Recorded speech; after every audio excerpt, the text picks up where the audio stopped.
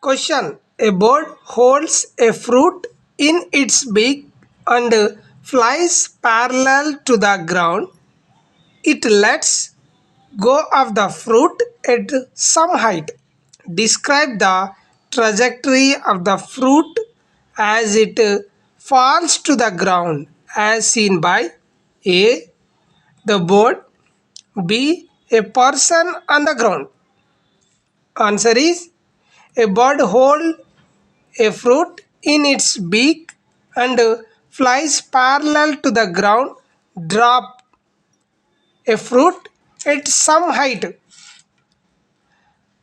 A1. The trajectory of the fruit with respect to the bird is a straight line because horizontal component of velocity Vx is equal to 0 and vertical component of velocity Vy is equal to g2. V is equal to u plus at. U is 0. So Vy is equal to gt. B bit.